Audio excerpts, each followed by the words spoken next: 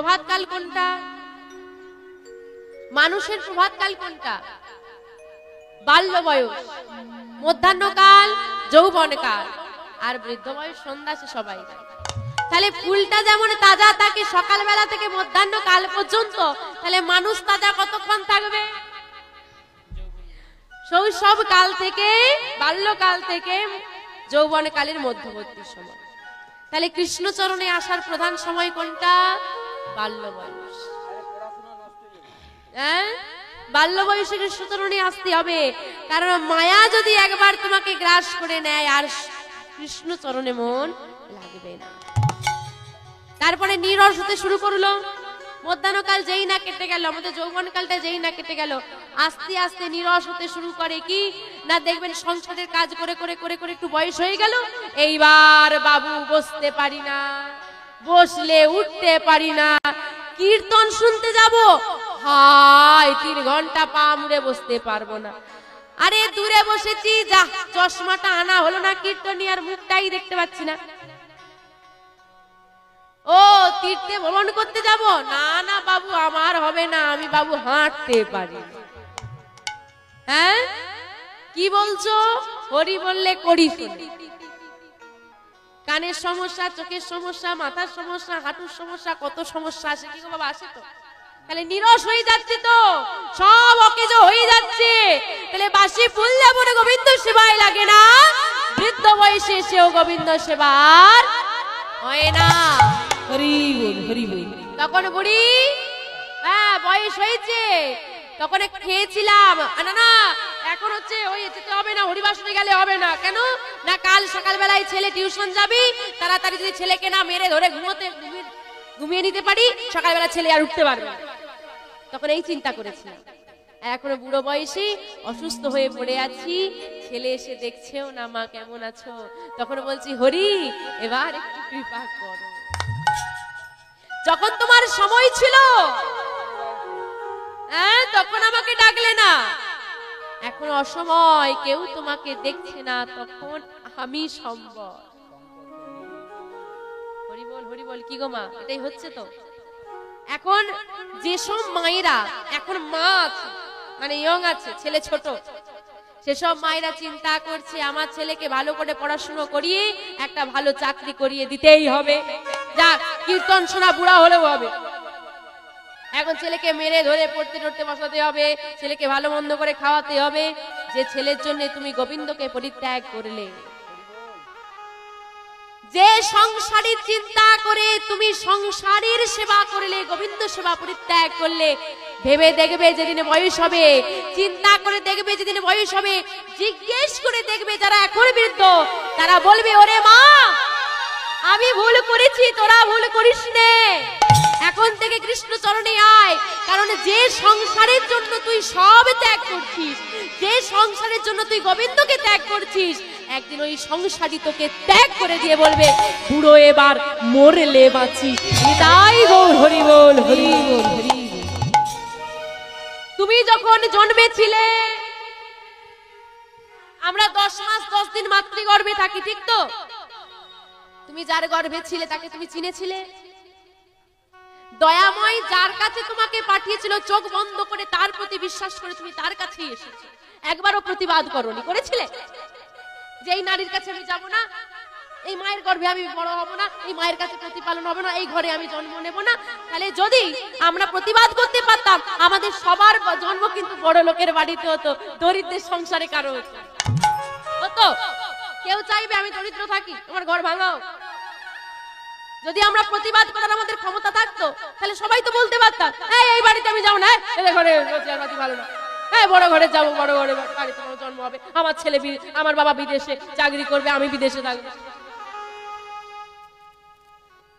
সে আমাদেরকে বলেছে, প্রভুকে বলেছে প্রভু জন্ম দাও, কিচ্ছু চাই না, 84 লক্ষ জনি করিয়া ভ্রমণ, তবে কি মিলে সাদের মনুষ্য জন্ম, প্রভু শুধু মানুষ করে জন্ম দেওয়ার কিচ্ছু চাই না। তার প্রতি অন্ধের মতো বিশ্বাস করে যার গর্ভে পাঠিয়েছে, যে ঘরে পাঠিয়েছে, যেমন ভাবে পাঠিয়েছে তেমন ভাবে এসেছি। কিন্তু মা যখন আমরা পৃথিবীতে জন্ম নিলাম, আস্তে আস্তে বড় হতে থাকলাম, মায়া গ্রাস করলো, তার প্রতি থেকে সেই বিশ্বাসটা সরে গেল। আর বিশ্বাস করতে পারছি না। কেন কেন? দেখবেন বাবা, একটা বাচ্চাকে, ছোট্ট বাচ্চাকে আপনি একটা খেলনা দিন আর টাকা দিন, সে কোনটা নেবে? খেলনা। আর আমাদেরকে যদি টাকা আর খেলনা দেয়, আমরা কোনটা নেব? আরে টাকাটা নিলে এরকম 10টা খেলনা কিনে নিতে। কতটা ফারাক দুজনের মধ্যে। তাহলে চিন্তা করে দেখুন, একটা বাচ্চাকে যদি আপনি শিখিয়ে দিতে পারেন ওই কৃষ্ণ তোর আপনজন, তোর বন্ধু, সে কিন্তু বন্ধু বলেই স্বীকার করবে, হ্যাঁ কিনা? তুমি তাকে যা শেখাবে, কাদার ডালাকে তুমি যেমন বাঁকাবে তেমনই বাঁকবে, কিন্তু শুকনো হয়ে গেলে, বাঁকাতে গেলে কি হবে? ভেঙে যাবে। তাই তুমি যখন তোমার সন্তান ছোট, তখন শিখিয়ে দাও ওটা তোর বন্ধু, তোর ভাই। ভাই হতে পারে না? হবে না। কি করে হয়? যশোমতী মাই কি শুধু গর্ভে ধরেছিল কৃষ্ণকে? না। তিনি কি মনে করতেন কৃষ্ণ আমার ছেলে? না। দেবকী শুধু মনে করতো কৃষ্ণ আমার ছেলে? না। বৃন্দাবনী যত ব্রজগোপী ছিল সবাই কৃষ্ণকে নিজের ছেলে বলে স্বীকার করেছে, নিজ সন্তান। কেউ স্বামী মেনেছিল, কেউ সন্তান মেনেছিল। আরে সবার গর্ভে কি সে জন্ম নিতে এসেছে? ভগবানের জন্ম হয় না, যদিও আবির্ভূত হয়, তথাপি।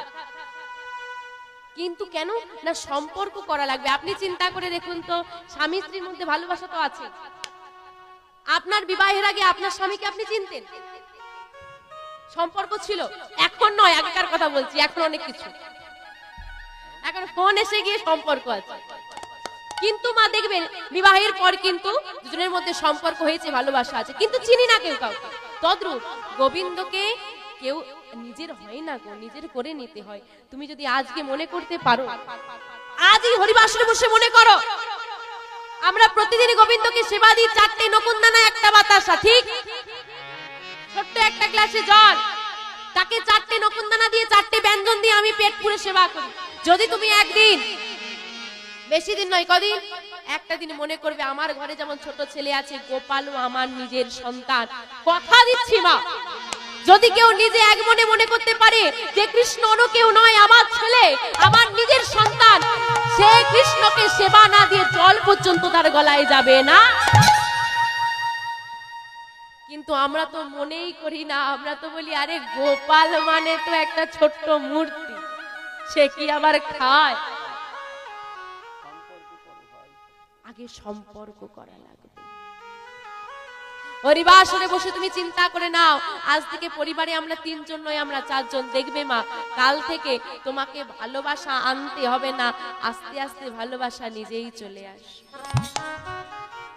গোবিন্দের প্রতি প্রেম জমাতে হয়। আপনার ছেলেকে তো শেখালেন, এ বাবু মা বল, এ বাবু বাবা বল, বলতে শিখেছিল সে। আপনি যা শিখেছেন তা শিখেছে। গোপাল তো কথা বলে না, বলবে কি করে? তুমি কোনোদিন শিখিয়েছো আমি তোর মা, তুই আমাকে মা বল? বলবে কেমন করে? সে তো বলবে না। বাতাসকে কি কেউ দেখতে পায়? মা দেখতে পাও? অনুভব করতে হয়। গোবিন্দ কি মূর্তি কথা বলে? না। তুমি যখন সম্পর্কে এসে যাবে, তুমি যখন তাকে ভালোবাসতে পারবে, তুমি যখন তাকে আগলে ধরে রাখতে পারবে, তুমি যখন মনে করবে না গোপাল কোনো মূর্তি নয় গো, আমার ছেলে, আমার নিজের সন্তান, সেদিন গোপাল আর চুপ করে থাকতে পারবে না গো। সে তো ভক্তের ভগবান, সে কি করে চুপ করে থাকবে?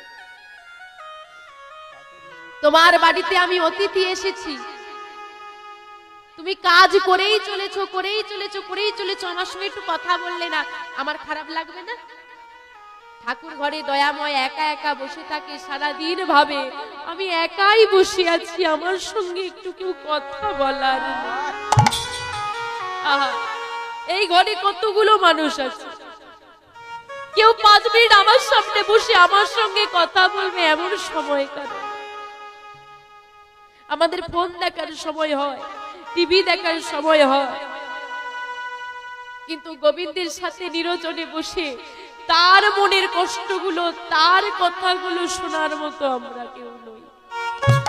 মন্দিরে জানিয়ে দিয়ে চলে এলাম, দয়াময় আমাকে ভালো রাখো, ছেলেকে ভালো রাখো, মেয়েকে ভালো রাখো, কিন্তু কেউ একবারও বলে এলাম না গোবিন্দ আমরা তো ভালো আছি, তুমি ভালো থেকো।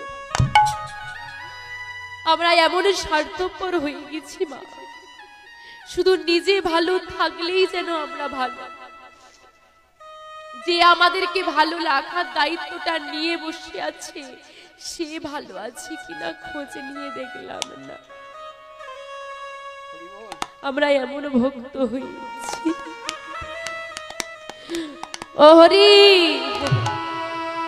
দোতলা হয়েছে তিনতলা করে দাও। কিন্তু গোবিন্দকে বললাম না, গোবিন্দ দোতলা হয়েছে এবার একটা সুন্দর মন্দির করে দাও। এ জগতে সব থেকে প্রকৃত সত্য কি জানির মা? যার নেই সে দেওয়ার জন্য পাগল, যার আছে সে দিতে চায় না।